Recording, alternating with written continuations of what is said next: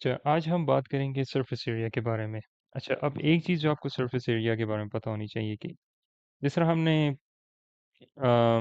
अभी जो पीछे हम करते आ रहे हैं वॉल्यूम, एरिया और वो जो बाकी चीज़ें पैरामीटर वगैरह। तो जब हमने 3D और 2D शेप्स के बारे में बात की थी ना, 2D शेप में हमारे पास एरिया था और पैरामीटर था, ठीक है? एरिया मतलब जो जगह वो कवर करता है और पैरामीटर जो है वो उसकी लकीरें हैं। ठीक हो गया? इसी तरह 3D शेप में हमारे पास वॉल्यूम है, ठीक है, और हमारे पास सरफेस एरिया है।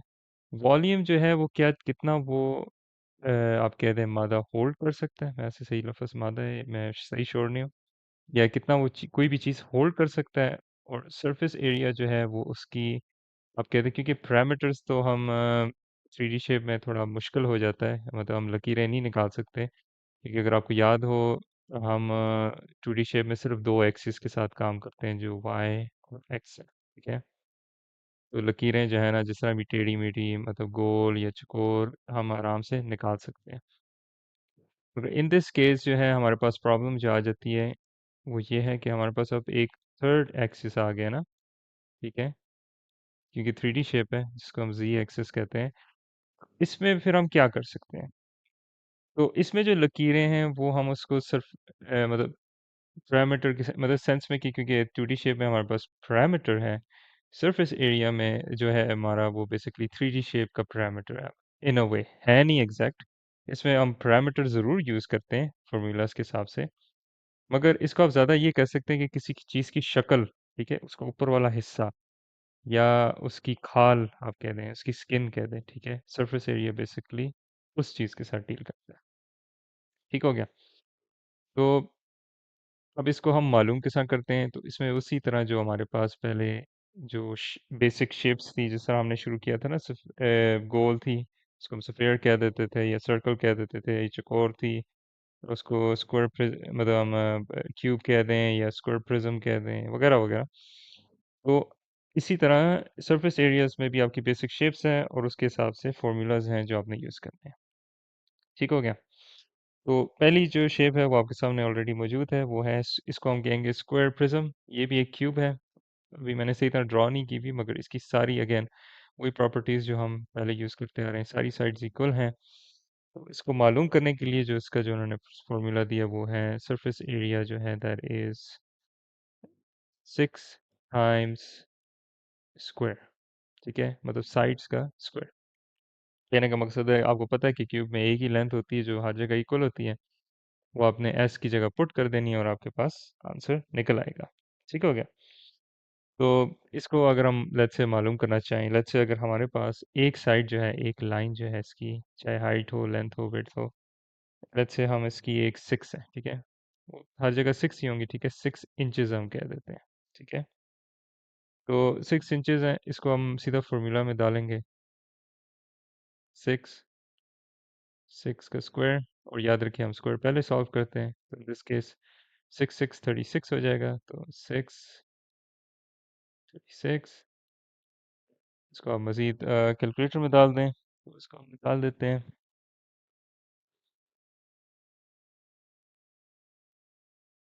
इसको आप कैलकुलेटर में डाल दें, मतलब 6 मतलब 6 टाइम्स ब्रैकेट्स में 6 स्क्वायर, और आपको जो है ना आंसर मिल जाएगा, वो है हमारे पास 216। ठीक हो गया? अब याद रखिए कि क्योंकि इसके नाम से ही आपको आइडिया हो जाता है सरफेस एरिया, कि ये फिर भी एरिया है, इवन दो ये 3D शेप में है, मगर ये एरिया है। तो हम फिर भी इसको जो इसका जो कह दें, जो हमारे पास यूनिट होगा वो इंच, इस केस स्क्वायर ही होगा, क्योंकि एरिया फिर भी इवन दो 3D में है, मगर वो फिर भी एरिया ही है। ठीक है?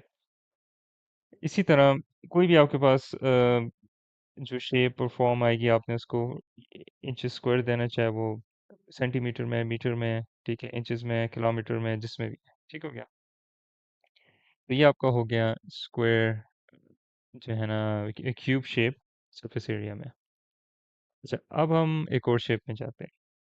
अब इसी शेप को अगर हम रेक्टेंगल बना लेते हैं, ठीक है, पहले स्क्वायर थी, परफेक्ट स्क्वायर थी, अब हम रेक्टेंगल बना लेते हैं। तो रेक्टेंगल, आपको पता है कि इसकी सिर्फ दो साइड जो है आमने सामने होते हैं वो इक्वल होती है, मगर क्योंकि ये 3D है तो हम इसको इस तरह ड्रॉ करते हैं ना, हम बाकी शेप्स भी दिखाना चाहते हैं, इवन तो और भी इसकी शक्ल पीछे से छुपी हुई है, वो हम बना नहीं सकते, मगर आपको जनरल आइडिया होना चाहिए फिर भी, ठीक है। तो ये हमारा वो है, क्या कहते हैं, रेक्टेंगुलर प्रिज्म है, ठीक है। इसका इन्होंने सरफेस एरिया ये हमें ये दिया हुआ है, सरफेस एरिया, तो इसका फॉर्मूला जो है, अच्छा इसमें हमें इस दफ़ा पैरामीटर दिया हुआ है, ठीक है, और हाइट, तो इन दोनों की मल्टीप्लिकेशन होगी, added by 2 multiply by base, ठीक है, या एरिया ऑफ बेस, इसे इन्होंने कैपिटल बी डाला हुआ था। अच्छा, अब हमने इसको सॉल्व किस तरह करना है, ठीक है। लेट्स से अगर वो हमें दे देते हैं 5 मीटर, ये वाली साइड, मतलब ये जो ये वाली साइड है, और इस वाली साइड मतलब इन अ सेंस एक हमें लेंथ वो 5 मीटर्स दे दें, विड्थ हमें दे दें 6 मीटर्स, और हाइट जो है वो 7 मीटर्स, मतलब इधर से ऊपर से नीचे, ठीक हो गया। तो आपको कहेंगे भाई इसका आपने सरफेस एरिया निकालना है, ठीक है। अच्छा, अब इधर जो पैरामीटर है वो बेसिकली हम नीचे वाली जो ज़मीन के साथ जो लगा हुआ है, ठीक है, इन दिस केस जो हमारे पास जो नीचे से एक ये जो रेक्टेंगल है, ठीक है, ठीक है, इसकी भी वही लेंथ होगी ना जो इधर ये नीचे वाली रेक्टेंगल है, ठीक है। तो जो ये 3D शेप है ना, मतलब इसका ये ज़मीन के साथ लगी हुई है कहीं से, ठीक है। तो कहने का मकसद है कि जो ऊपर वाली साइड होगी, ठीक है, वही नीचे वाली साइड होगी, मतलब जो शक्ल ऊपर रेक्टेंगल है वही नीचे रेक्टेंगल होगी, ठीक है। तो इसका हम पहले पैरामीटर निकाल देंगे। जो p है वो हमारे पास, आपको पता है पैरामीटर में लकीरें होती हैं, और इधर हमारे पास रेक्टेंगल जैसी लकीरें हैं ना। तो मैंने आपको बताया था ना कि पैरामीटर्स हम 3D शेप में नहीं निकाल सकते, क्योंकि हमारे पास एक z एक्सिस आ जाता है x एंड y के अलावा, मगर फिर भी हम यूज़ करते हैं नेवरदलेस। तो इन दिस केस जो हमारे पास रेक्टेंगल शेप है उसके आपने निकाल देना है, जिसमें हमारे पास एक साइड पे 5 है और साइड पे 6 है, ठीक है। तो आपने क्या करना है, आपने सिंपल ऐड कर देना है इसको। तो let's say 5 plus 6 plus 5 plus 6, ठीक हो गया। मतलब हमने इसको ऐड किया, फिर हमने इसको ऐड किया, फिर हमने दोबारा 5 को ऐड किया, हमने दोबारा 6 को ऐड किया, ठीक हो गया। ये आपका पैरामीटर निकाल है। फिर मल्टीप्लाई बाय हाइट, ठीक है, h, जो हमारे पास 7 है, चाहे इधर बेसिकली मेंशन नहीं हुई हुई। फिर हम एडिड बाय, ठीक है, 2, अच्छा अब इधर हमें बेस क्या है, अच्छा कैपिटल बी, मतलब ये जो एरिया है बेस का, और बेस मैंने आपको जैसा पहले बताता आ रहा हूँ, वो चीज़ जो ज़मीन के साथ टच कर रही है ना, बेस हो किसी के, तो यही स्क्वायर जो है हमारे पास, ठीक है, जैसे भी हमने बात की, जो ऊपर है, ठीक है, ये नीचे भी है, ठीक है, जो ज़मीन के साथ टच हो रहा है। तो जब हम एरिया निकालते हैं, हम ऐड तो नहीं करते साइड्स, हम सिंपली उनको मल्टीप्लाई करते हैं, कोई भी दो साइड्स पकड़ के, ठीक है। मतलब जो हमारा फॉर्मूला आता आ रहा है रेक्टेंगल के लिए, तो 5, इसको हम ब्रैकेट में डाल देंगे, 5 टाइम्स सी, सॉरी 5 टाइम्स 6, आपने इसको 2 के साथ मल्टीप्लाई करते हैं। अगेन हम वही पेमडास वाला रूल यूज़ करेंगे, ठीक है, जो मैं आपको पहले बताते आ रहा हूँ कि ब्रैकेट्स फर्स्ट, फिर जो है ना एक्सपोनेंट्स मतलब पावर्स, और फिर मल्टीप्लिकेशन डिवीजन वगैरह वगैरह, ठीक है, वो तो मतलब आपको ऑलरेडी पता है। तो हम जो ब्रैकेट्स वाली वो चीज़ पहले सॉल्व कर देते हैं, तो इसको जब हम ऐड करेंगे हमारे पास आ जाएगा 22, ठीक है, और मल्टीप्लाई बाय 7, और इसको हम जब मल्टीप्लाई करेंगे 5 टाइम्स 6, वो हमारे पास क्या आ जाता है, 30, ठीक है। अच्छा अभी तो जगह नहीं है, तो मैं इधर नीचे लिख रहा हूँ, 2 टाइम्स 30, ठीक हो गया। अगेन आप मल्टीप्लिकेशन पहले करेंगे एडिशन से, तो 22 मल्टीप्लाई बाय 7, बस कितना आ जाता है, 154, एडिड बाय 2 टाइम्स 30, कितना आ जाता है हमारे पास, 60, ठीक हो गया। अच्छा अब इसको हम कुल मिला के कितना बन जाएगा हमारे पास, 214, और क्योंकि ये हमारे पास यूनिट मीटर्स में है, इसको हम डाल देंगे मीटर स्क्वायर, ठीक हो गया, सिंपल। तो ये आपका हो गया स्क्वायर प्रिज्म का सरफेस एरिया। अच्छा अभी हमने स्क्वायर्स और रेक्टेंगल्स की तो बात कर ली, जो अगली शेप है वो तो आपको पता है फिर क्या बन जाती है हमारी, वो है त्रिकोण। और त्रिकोण की नहीं सॉरी त्रिकोण कह रहा हूँ, ट्राइंगल, ठीक है, त्रिकोण तो बाद में आएगी। तो ट्रायंगल में आपके पास क्या आ जाता है थ्री डी शेप में, वो है पिरामिड। अच्छा, जो पिरामिड का जो हमारे पास फॉर्मूला है, पहले मैं पिरामिड ड्रॉ कर लेता हूँ। अच्छा, ये आपका हो गया पिरामिड। अगेन मुझसे ये बहुत मुश्किल है इसको थोड़ा ड्रॉ करना, तो बस आपको रेफरेंस देने के लिए कि भाई आपने क्या इसको किस तरह सॉल्व करना है। पहली चीज़ तो ये है कि पिरामिड शेप को हम अंडरस्टैंड करने की कोशिश करते हैं ना, कि हमारे पास एक ऊपर वाला हिस्सा है जो बहुत बारीक है, और नीचे वाला हिस्सा है जो बहुत चौकोर की तरह है। मसलन अगर आप कोई भी पिरामिड का फिगर जो है आप ज़मीन में रखें, ठीक है, तो उसकी जो नीचे वाला जो हिस्सा टच करेगा, जो स्क्वायर वाला पार्ट होगा, ज़रूरी नहीं स्क्वायर हो, रेक्टेंगल भी हो सकता है, वो आपकी इन दिस केस जो है ना बेस मानी जाती है। ठीक है, मतलब ये जो लेट्स से उसे शायद सही तरह ड्रॉ ना हो, तो ये जो स्क्वायर वाला पार्ट है हिस्सा ज़मीन है, ये आपका बेस। ठीक है, फिर आपकी एक यहाँ से जो ऊपर वाली जो कोनी है, ठीक है, ये जो बेंड हुई हुई हाइट आप कह दें, ठीक है, अगर आप रूलर लें, ठीक है, और आप मेजर करना चाहें हाइट, एक होता है ना कि आप रूलर को बिल्कुल सीधा रखेंगे ज़मीन से ऊपर, वो हाइट नहीं, जो हम नॉर्मली मालूम करना चाह रहे हैं आपको। जो रूलर है बिल्कुल इसकी शेप के ऊपर, मतलब टेढ़ा हो जाएगा ना, ऊपर इस कोनी से लेके इस तक, इस नीचे जो बेस तक जो हाइट है, वो आपकी स्लैंट हाइट है। ठीक है, इसको वो स्लैंट बोलते हैं पिरामिड की सेंस में, स्लैंट हाइट, स्लैंट हाइट। और ये आपके फॉर्मूला में भी है। जो फॉर्मूला आपका क्या है पिरामिड का, वो ये है हाफ पैरामीटर। अच्छा, जो पैरामीटर इधर है वो बेस का है, याद रखिएगा, ठीक है, पूरी शेप का नहीं, सिर्फ बेस का है। और जो स्मॉल एस है, ठीक है, ये आपकी स्लैंट हाइट है। ठीक हो गया, इसको आप मल्टीप्लाई करेंगे पैरामीटर के साथ, ठीक है, और डिवाइड कर देंगे 2 के साथ, मतलब जो इधर है ये वाला जो हिस्सा होगा। फिर आपने इसको ऐड कर देना है बेस एरिया के साथ, ठीक है, जो इन्होंने कैपिटल बी के साथ रिप्रेजेंट किया, जिस तरह हमने पिछले वाली एग्जांपल में हमने 2 के साथ मल्टीप्लाई कर दिया था, इधर आपको करने की ज़रूरत नहीं है। इधर आप टोटल सिर्फ बेस एरिया ऐड कर देते हैं। ठीक हो गया, तो अब सवाल ये आता है कि इसको आपने सॉल्व कैसा करना है। लेट्स से वो आपको कह देते हैं कि हमारे पास एक लेंथ है, वो हमारे पास 4 फुट है, ठीक है, और हमारे पास दूसरी लेंथ है वो है 3 फुट। ठीक हो गया, फुट कह दें, फीट कह दें। स्लैंट हाइट जो है ना, एस मतलब इधर कहीं लिखा होगा, ठीक है, वो हमारे पास लेट्स से वो है 5 फुट। अब आपने इस ये सारे हैं इन अब आपको मतलब यही बेसिकली 3 चीज़ें चाहिए फॉर्मूला के लिए। तो आपने बेसिकली वही करना है जो आप करते आ रहे हैं। आपने पैरामीटर को पहले हम फॉर्मूला के हिसाब से पहले पैरामीटर हम फाइंड कर देते हैं। इन दिस केस हमारे पास 4 + 3 + 4 + 3, जैसा मैंने आपको पिछले वाली एग्जांपल में दी थी ना, वो यहाँ तो हमारे पास अब अगेन एक थोड़ा बहुत रेक्टेंगुलर सी शेप है, ठीक है, इसकी एक साइड 3 है और इसकी एक साइड 4 है, मतलब जो बेस है हमारे पास ज़मीन है, तो इसको आप इस तरह ऐड कर दिया आपने, तो आपके पास आंसर आ जाएगा 14।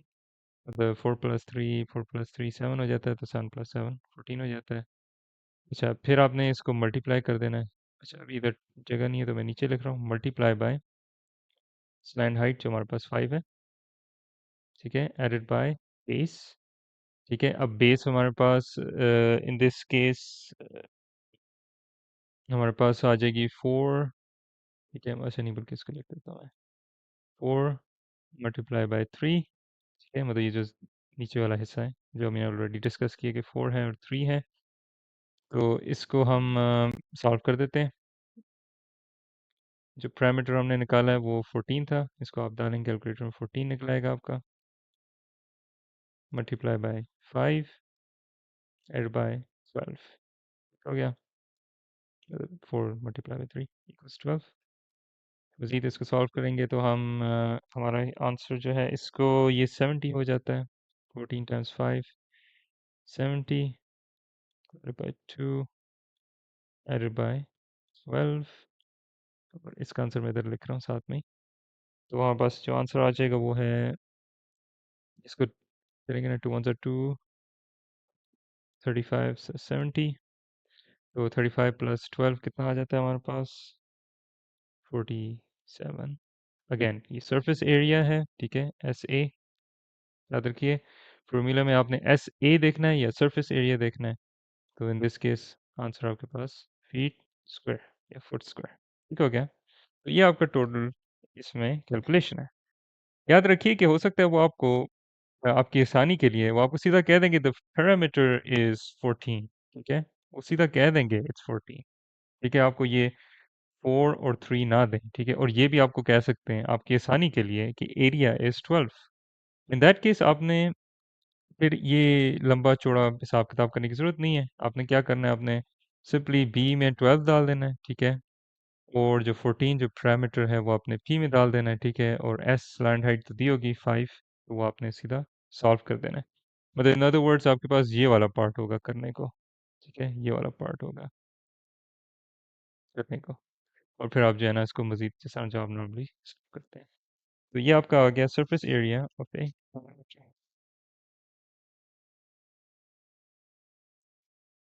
अच्छा, अब हमारा पिरामिड से जान छूट गई। ठीक है, अब जो अगली 3D शेप है वो हमारे पास है, वो है सिलेंडर। ठीक है, सिलेंडर आपको याद होगा जिसकी ऊपर से गोल होता है, नीचे से भी गोल होता है, मगर बीच में स्ट्रेट लाइन होती है जो उसको कनेक्ट करते हैं एक सिलेंडर की तरह। ठीक हो गया?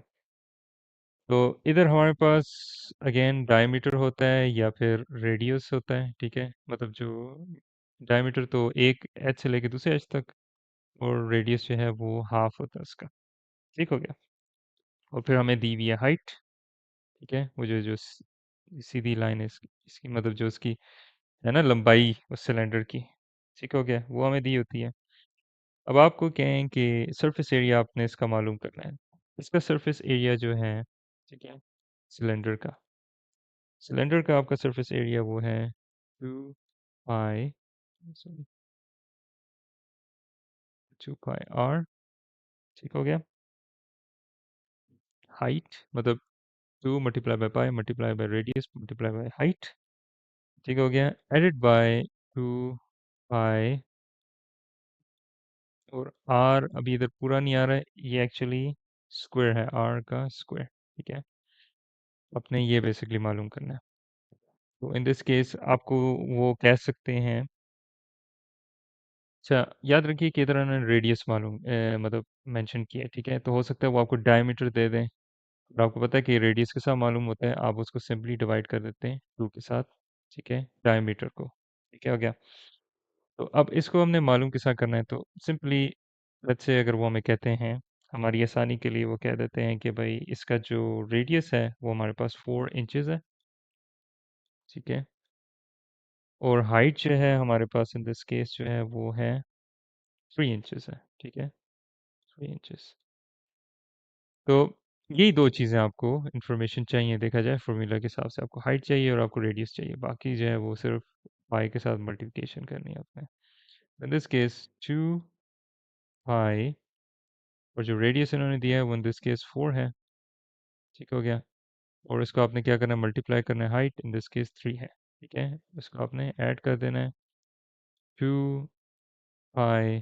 ठीक है, मल्टीप्लाई बाय जो आपके पास रेडियस का स्क्वायर है। ठीक है, इसका मतलब ये हुआ है कि ये चीज़ हम पहले करेंगे, हम इसको स्क्वायर कर देंगे। इन दिस केस आपके पास वो है 4 और इसका स्क्वायर। अब हम इसको सॉल्व कर देते हैं। तो मल्टीप्लिकेशन जैसा पेमडास का रूल है, हम पावर्स को पहले डील करेंगे और फिर बाद में मल्टीप्लिकेशन। तो इसको हम स्क्वायर निकाल देते हैं। चलिए, मैं थोड़ा जल्दी करने के लिए मैं इसको भी मल्टीप्लिकेशन भी कर देता हूँ। तो हमारे पास 2 4 × 3। ठीक है, 12 एडेड बाय 2, और इसका 4 4 से कितने हो जाएंगे हमारे पास 16। तो 2 पाई 16। ठीक है, और आपने अगेन इसको पहले मल्टीप्लाई कर देंगे तो 12। इवन आप इसको इस तरह भी कर सकते हैं, इसको मज़ीद सिंप्लीफाई करने के लिए आंसर आपके पास वही आएगा बाय द वे। आप इवन इस ये भी कर सकते हैं कि इसको, या बल्कि, हाँ बल्कि सही, सॉरी, इसको हम कर देते हैं 2 पाई 12 कितना हो जाएगा हमारे पास, ये कैलकुलेटर में डालते हैं। 2, अच्छा, हो सकता है आपको आंसर ये 24 पाई दे दें, तो उसमें एक बटन है S to D वाला, मतलब उसमें होगा आपका कैलकुलेटर में, आपको डेसिमल्स में दे देगा, तो हमारे पास आंसर आ जाता है 7.3। ठीक है, 9। इसको हम 7.4 भी 75.4 भी लिख सकते हैं। तो सॉरी 75.3 आ जाता है 39, तो 7.75.4 भी डाल सकते हैं इसको। अगला जो है हमारे पास फाइव मल्टीप्लाई बाय 16, वो आ जाएगा आपके पास 100। अगेन जगह नहीं है तो मैं 5.3 इधर अंदर लिख रहा हूँ इसके। तो इसको आप सॉल्व कर दें, ठीक है। इसको हम 75.4 ले लेते हैं, इसको हम 100.5 ले लेते हैं। जब हम राउंड ऑफ वगैरह करेंगे तो हमारे पास जो आंसर आ जाता है वो आ जाता है 75 4 एंड बाय 100.5। तो हमारे पास आंसर है वो है 175.9, ठीक है। ये हमारे पास आंसर आ गया। और इसके जो जो यूनिट था वो है इंचेस, और क्योंकि ये सरफेस एरिया है इसको हम स्क्वायर लगा देंगे। तो ये आपका बेसिकली आंसर आ गया। इसका हो गया। तो ये आपका हो गया सिलेंडर।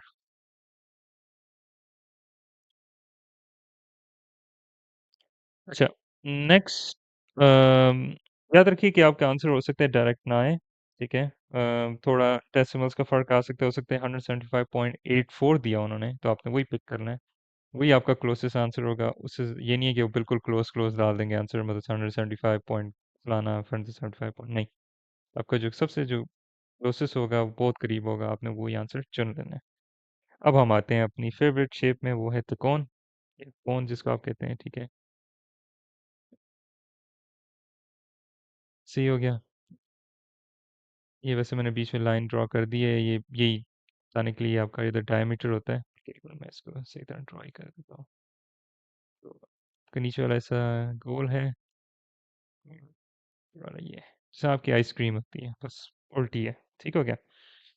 तो इसका उन्होंने सरफेस एरिया जो हमें दिया हुआ है कोन का, ठीक है। कोन का हमारे पास जो सरफेस एरिया है वो है हमारे पास आई आर, मतलब रेडियस जो है। अच्छा, इधर भी हमें स्लैंट हाइट दी हुई है एस में जो है ना, मेरे ख्याल से जो सरफेस एरिया में जितनी शायद एस जो है वो मोस्टली, मतलब in this case slant height है, ठीक है। मतलब कौन हो या पिरामिड हो। और साथ में हमें दिया हुआ है एडिड बाय आई आर, ठीक हो गया।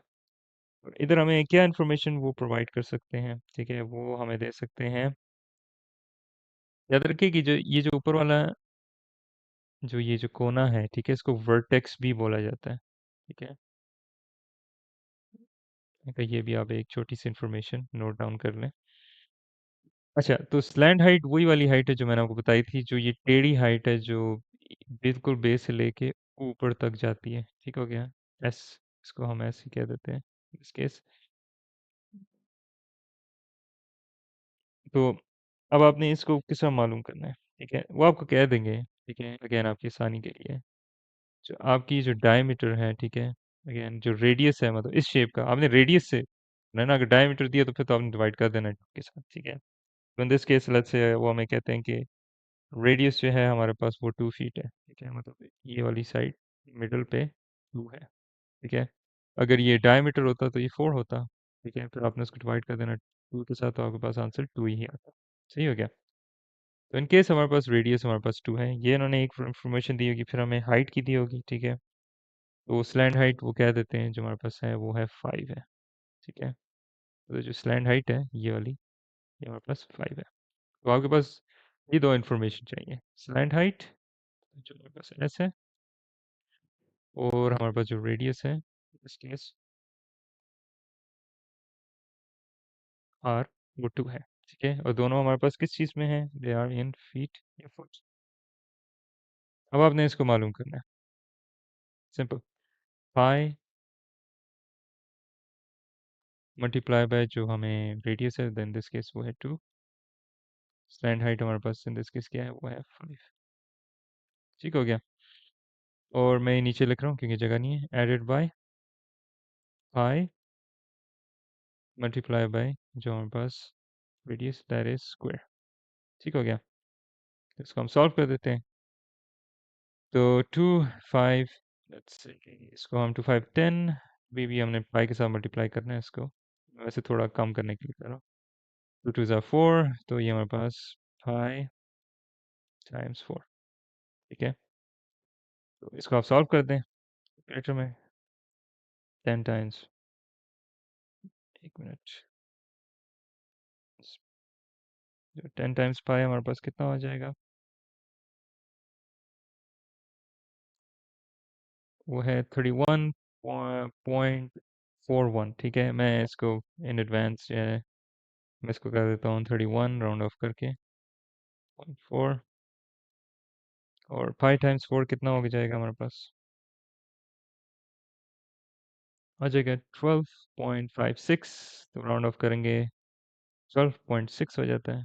दैट्स 12.6। अगेन इसको आप मज़ीद ऐड कर दें। ठीक है, बस आंसर आ जाएगा। सो इन दिस केस 31.456, तो आपके पास आंसर आएगा वो है 44। दिस केस फीट या फुट, सरफेस एरिया स्क्वायर। तो ये आपका कोन का जो है ना सरफेस एरिया मालूम हो गया।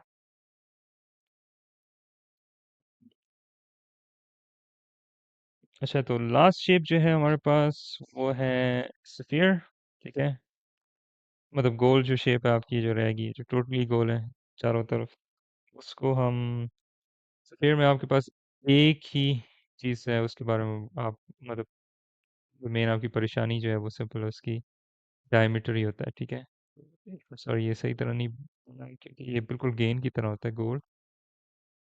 तो ये मैं ड्रॉ कर रहा हूँ इसकी जो जो मिडल में जो इसका जो गोल होता है उसका डायमीटर, अब उसके साथ बेसिकली डील करते हैं। ठीक है, तो डायमीटर दे सकते हैं या आपको रेडियस दे सकते हैं। ठीक है, तो ये लाइन जो मिड पॉइंट तक रुक जाती है या पूरी एक एज से, सॉरी एक एज से दूसरे एज तक। लेट्स से वो हमें रेडियस, और इसका फॉर्मूला ही बहुत सिंपल है। ठीक है, इसका सरफेस एरिया जो है स्फीयर का, उसका जो फॉर्मूला है वो है 4 पाई। ठीक है, रेडियस स्क्वायर, क्योंकि इधर है नहीं हमारे पास इतना कुछ डील करने के साथ। तो लेट्स से वो हमें डायमीटर जो है वो 10 दे देते हैं। ठीक है, इधर आपको सिर्फ रेडियस की जरूरत मतलब मालूम करना है। हो सकता है वो आपको, नहीं सॉरी, आपको डायमीटर लेट्स से 20 दे देते हैं। ठीक है, तो इधर आपने सिर्फ रेडियस मालूम करना है। ठीक है, आप ये भी कह सकते हैं कि भाई रेडियस 10 है। ठीक है, मगर मैं वैसे आपको एज ए अल्टरनेटिव बता रहा हूँ, तो हो सकता है वो आपको कहें डायमीटर हमारे पास 20 है। पता है कि रेडियस मालूम करने के लिए आपने 2 के साथ इसको डिवाइड कर देना है, जो आंसर आपके पास 10 होगा। ठीक है, हो सकता है वो आपको डायरेक्ट 10 कह दें, अगर आपने यूनिट्स का भी ख्याल रखना है। तो लेट्स से अगेन वो फीट या फुट दे देते हैं। ठीक है, अब इसको आपने सॉल्व कैसा करना है? Simple, 4 multiply by pi, radius जो है हमारे पास इसका स्क्वायर है, इस केस 10 इसका स्क्वायर। इसको हम पहले डील करेंगे ना पेमडास के रूल के मतलब। तो 10 का स्क्वायर लेते हैं, बस 100 आ जाएगा। Multiply by pi multiply bye 100, इसको डायरेक्ट कैलकुलेटर में डाल दें, आपको आंसर आ जाएगा 4 टाइम्स पाई टाइम्स 100। पास आ जाता है 400 पाई, जिसको आप एक की के साथ मतलब एक बटन है जो डेसिमल्स में कन्वर्ट कर देता है। उधर आ जाएगा आपके पास आंसर 12,256 6 मतलब 6 3, तो मैं 6 इसको दे रहा हूँ, तो यही आपके पास आंसर है, जो फीट या फुट स्क्वायर। ठीक हो गया, ये आपका स्फीयर लास्ट शेप जो थी आपकी। तो इधर से ही आपका ज्योमेट्री एंड हो जाता है। अगली चीज़ जो वो ज्योमेट्री में आपको बताते हैं, जो आपके चैप्टर के जो लास्ट है, वो कंबाइंड शेप्स है। अब कंबाइंड शेप्स जो है ना वो इस तरह है कि इधर आपको थोड़ा अपना दिमाग लड़ाना होगा, और वैसे इसके इतने ज़्यादा सवाल आते नहीं हैं। वो ये होता है कि अभी तो हमने सिर्फ ही सिर्फ एक सिंगुलर शेप पे फोकस किया ना, मतलब सर्कल, स्फीयर, त्रिकोण और ये सारी हैं। मगर अगर ये आपस में जुड़ी हों फिर आप क्या करते हैं? फिर आप वही करते हैं जो आप नॉर्मली ये करते आ रहे हैं। आपको बस ये है कि अलग अलग फॉर्मूलाज यूज करके सारों को ऐड कर देना होता है। ठीक है, मतलब डिपेंड करता है वो क्या चीज़ पूछे आपसे। मिसाल के तौर पे आपको एक शेप दे देते हैं लेट्स से, और आपसे कहते हैं ये इसका पैरामीटर मालूम करना है, ठीक है? अभी हम सरफेस एरिया की बात नहीं कर रहे, वो हमारा डन हो गया। तो लेट्स से अभी वो सिर्फ मतलब 2D शेप की बात कर रहे हैं, पैरामीटर की बात कर रहे हैं, इससे ही आपको पता चल जाता है कि ये 2D शेप है। तो इधर हमारे पास कोई एक्स्ट्रा ऐसा कोई लाइनें वगैरह नहीं है जिस तरह हम पहले यूज़ करते आ रहे हैं। तो इधर आपको कह सकते हैं कि भाई एक साइड आपको 18 दे देंगे, ठीक है? और एक साइड आपको 8 दे देंगे, ठीक है? इधर ऐसी वाई लेटर कोई सा भी दे सकते हैं, या आपको 4 दे देंगे, या आपको 10 दे देंगे, और ये आपको एक्स दे देंगे। ठीक हो गया? अबे आप और करें तो इधर हमारे पास दो शेप्स हैं, देखा जाए अगर आप गौर किया जाए करें तो हमारे पास दो रेक्टेंगल्स हैं, ठीक है? मिसाल के तौर पे अगर आप इधर एक लाइन ड्रा कर दें, ठीक है? चीज़ें आसान हो जाती हैं ना, फिर आपको पता चल जाता है हाँ नहीं ये एक रेक्टेंगल है, ठीक है? और ये एक रेक्टेंगल है, ठीक है? और आप इस आपने सॉल्व भी इसको इस तरह ही करना है, मजे की बात ये है। मगर इशू ये है ना कि हमारे पास इस लेंथ का नहीं हमें पता, ठीक है? और ना हमें इस लेंथ का पता है। अगर हमें 8 का पता है और हमें 18 का पता है, सही है? अब मज़े की बात ये है कि आपको पता है कि जिस तरह हम पहले बात करते आ रहे हैं कि रेक्टेंगल्स में दो साइड्स आमने-सामने सिमिलर होती हैं, ठीक है? इवन दो हमें एक्स का नहीं पता, ठीक है? मतलब ये जो पूरी लाइन है, हमें ये पता है कि इधर तक एटलीस्ट इस लाइन तक, ठीक है, हमारे पास ये भी 8 है। सही हो गया? और इ ये जो है ना, ये पूरी जो नीचे वाला हिस्सा है, ये भी 18 है, ठीक है? तो इन दिस केस आप इस रेक्टेंगल का जो है ना, मालूम कर सकते हैं, ठीक है? मसलन आप इसका अगर पैरामीटर लेना है, तो हम इसको हम ऐड कर देते हैं। वैसे इसका फ़ॉर्मूला था अलग से, मैं वैसे ही इन अ स्ट्रिक्टली पैरामीटर सेंस में बात कर रहा हूँ, तो 8 प्लस 18 प्लस 18 और प्लस 8 अपने इसको ऐड कर दें, ठीक है? जैसा हम नॉर्मली करते हैं। हमारे पास आंसर आ जाता है 52, ठीक है? तो इसका मतलब कि इस पूरे स्क्वायर का पैरामीटर हमारे पास 52 है। अगर अब बात आती है हमारे पास दूसरी जो शेप है, जो ये वाली शेप है, ठीक है? दूसरी जो रेक्टेंगल है, इसके साथ हमने कैसा डील करना है? तो अभी आपको पता है कि ये भी 10 है, ठीक है? और ये 4 है, तो इसका मतलब है ये वाली साइड भी 4 होगी और ये वाली साइड भी 10 होगी, ऊपर वाली साइड मतलब। अभी हमने इस ये ट्रायंगल तो होगी हमारे पास, सॉरी रेक्टेंगल होगी। अब हमने इस रेक्टेंगल की बात करें, तो सिंपल ऐड कर दें इसको। 10 प्लस 4, ठीक है, प्लस 10, ये मैं नीचे लिख रहा हूँ, प्लस 4। इसका आंसर क्या आएगा? 10 प्लस 10 20 प्लस 4 प्लस 28। ठीक हो गया? अच्छा, अब हमने इसको जो है ना आपस में ऐड कर देना है, ठीक है? तो आपके पास आंसर आ जाएगा। तो 28 एडेड बाय 52, सही है? इसको आप कैलकुलेटर में डाल दें। 28 एडेड बाय 52, ठीक है? सॉरी, जगह उनकी थोड़ी कमी है, 60। और हमारे पास जो यूनिट होगा, ठीक है, in this case let's say ये भी अगर फुट है, ठीक है, तो क्योंकि पैरामीटर है तो ये एज इट इज़ फुट ही रहेगा। तो ये हमारे पास पूरी शेप का, हालांकि शेप देखा जाए बिल्कुल ही अजीब सी है ना, रेक्टेंगल है ही नहीं, मगर हमने इसको जब हमने दो रेक्टेंगल्स में इसको तब्दील किया और हमने शेप्स की प्रॉपर्टीज यूज़ की, हमारे पास आंसर सिंपली आ गया। अगर आप बुक से इसका सोल्यूशन देखेंगे तो वो ज़्यादा उन्होंने थोड़ा उसमें अलजेब्रा डाल दी है, ठीक है? मैंने कहा उसको यूज़ करने से ज़्यादा आसानी ये है कि आप इस तरह कॉमन सेंस यूज़ कर लें तो आपके पास बड़ी आसानी से शेप्स जो है ना सॉल्व हो जाती हैं, ठीक है? तो ये एक एग्जांपल है आपके पास किस तरह जो है ना इसको हम कहते हैं कंबाइंड फिगर्स जो हैं, आप इस तरह इसको सॉल्व कर सकते हैं। ठीक हो गया? अच्छा, अगली शेप जो है हमारे पास वो भी बड़ी इंटरेस्टिंग है। उसमें ये है कि हमारे पास,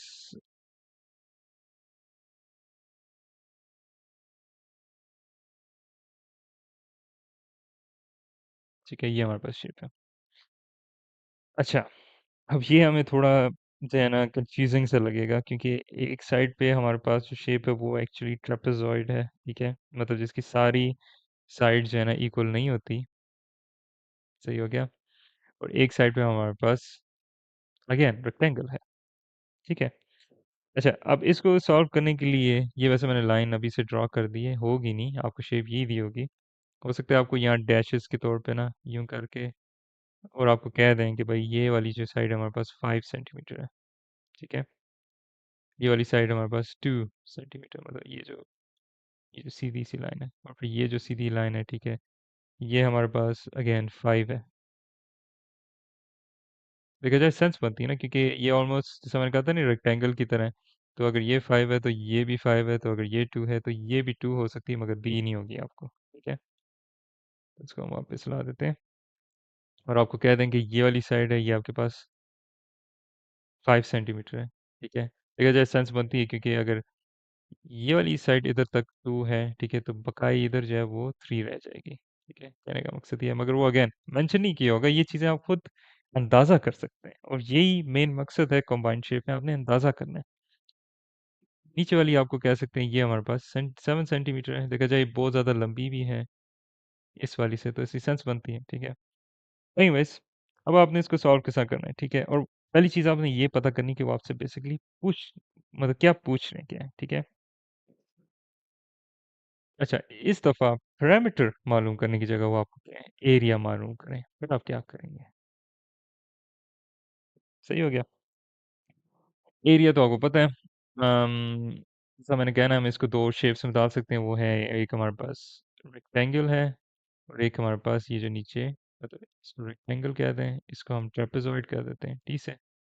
तो आपने इसको इस तरह, इसका आपको ना एरिया मालूम कर देना है, ठीक है। हालांकि ये नहीं बताएंगे कि ये रेक्टेंगल है, ये ट्रेपेजॉइड है, आप अपने दिमाग में डाल सकते हैं, हाँ इसकी सारी साइड जो हैं, ठीक है, मतलब ये अगर ये 5 है तो ये इसकी 3 हो सकती है, जो भी हमने पता की, और ये हमारे पास 7 है, ये अल्लाह अल्लाह ही जाने कितनी है, तो फिर भी ये बराबर नहीं है 3 के, तो ये हमारे पास ट्रेपेजॉइड है, कहने का मकसद ये है।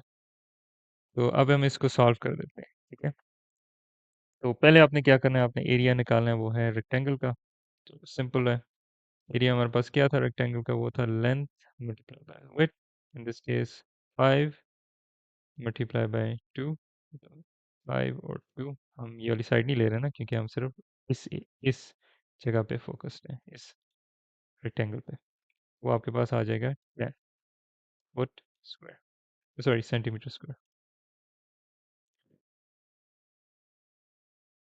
ठीक हो गया। अब आपने ट्रेपेजॉइड का फॉर्मूला लेना है, ठीक है। और ट्रेपेजॉइड का जो एरिया था, वो अगर आपको याद हो, वो था, और याद रखिए जो ट्रेपेजॉइड में बेसिस हैं वो थोड़ी डिफरेंट है। तो वो ये थी कि हाफ मल्टीप्लाई बाय हाइट, ठीक है, multiply by base first by base. तो बेसिस की हमने क्या बात की थी, जो जो लकीर ज़मीन के बराबर हो, तो मैं कुछ ज़्यादा ही लाइनें ड्रा कर रहा हूँ इधर, तो इन दिस केस हमारे पास 7 है, ठीक है।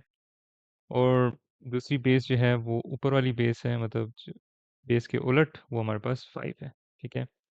तो अगेन इसको सीधा फॉर्मूला में डाल दें,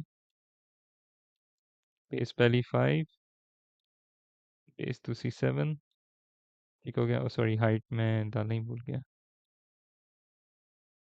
तो हाइट हमारे पास इन दिस केस जो है वो, अब हाइट इन्होंने अच्छा हाइट दी हुई थी, माय बैड।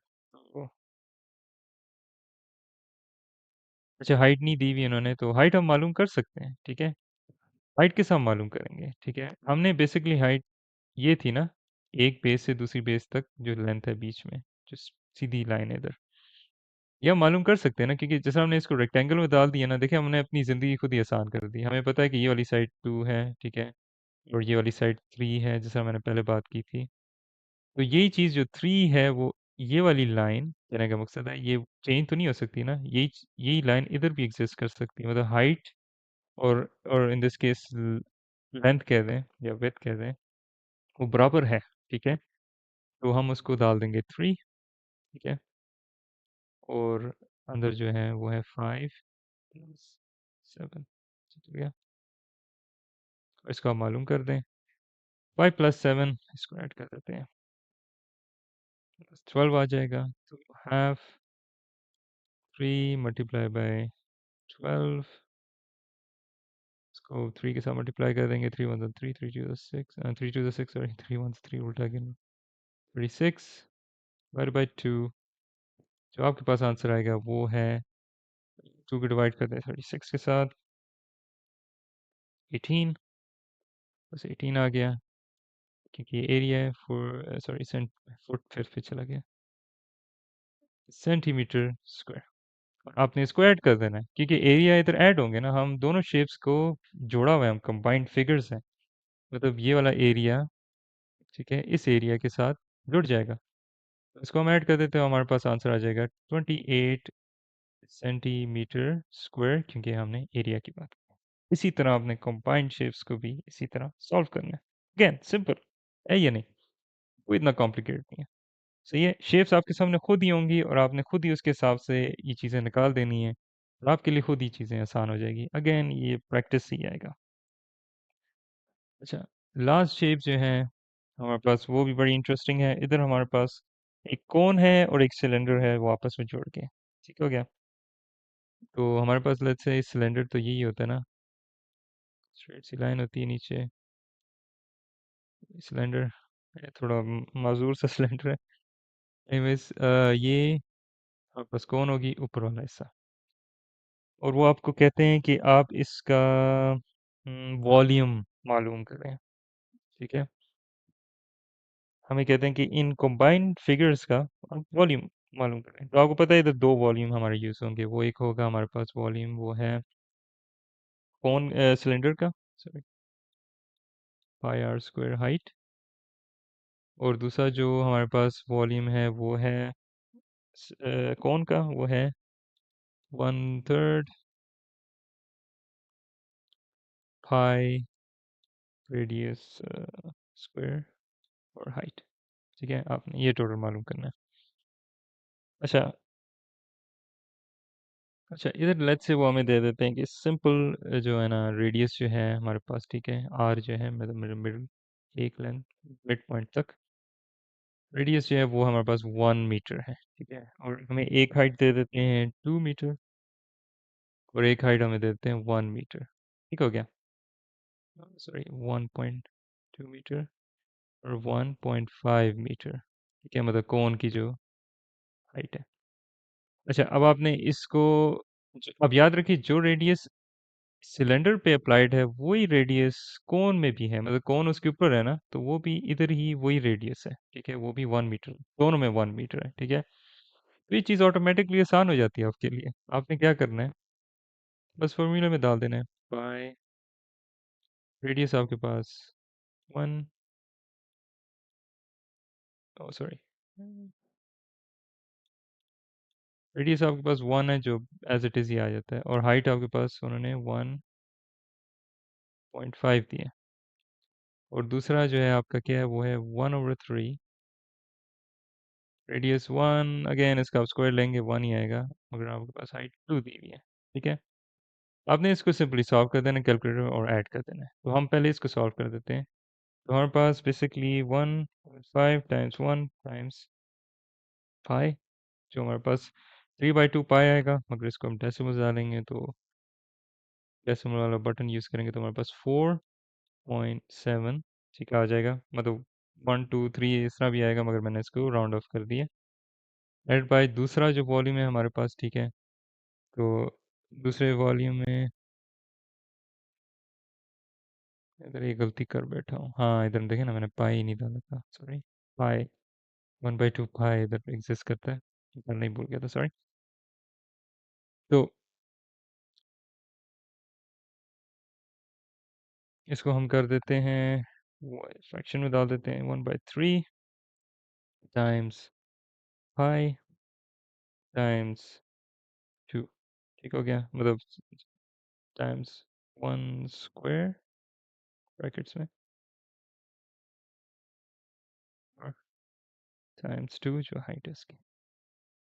तो हमारे पास 2/3 पाई आ जाएगा, जिसको हम अगेन डेसिमल्स में कन्वर्ट करेंगे 2.09 आ जाएगा, 4 वगैरह वगैरह। इसको मैं राउंड ऑफ कर रहा हूँ तो ये 2.1 हो जाएगा। तो इसी को आप ऐड कर दें 4.7 बाई 2.1, आंसर आपके पास क्या आ जाता है 6.8, ठीक है। और याद रखें क्योंकि ये वॉल्यूम है तो हम इसको मीटर क्यूब। तो इधर ही आपका सारा ज्योमेट्री कंप्लीट हो जाता है कंबाइंड शेप्स के साथ। आगे जो है ना आपकी क्रिएटिविटी पे डिपेंड करता है, वो आगे उन्होंने किस तरह उन्होंने कॉम्बिनेशन किए होंगे, मगर कोई भी इतनी चीज़ कॉम्प्लिकेटेड नहीं होगी आई होप। बस आपने कॉमन सेंस यूज़ करनी है, ठीक है? और लॉजिक यूज़ करना है, फिर आपकी आसान हो जाती है चीज़ें, कहने का मकसद ये है। अगेन ये प्रैक्टिस के साथ ही आता है, प्रैक्टिस के साथ आता है, आपको समझ आती है कि शेप इस तरह एग्ज़िस्ट करती हैं और आप ये चीज़ें डाल सकते हैं, ठीक है? और उसके हिसाब से आप उसको इस तरह सॉल्व कर सकते हैं। तो आज आपका कंप्लीट हो जाता है ज्योमेट्री।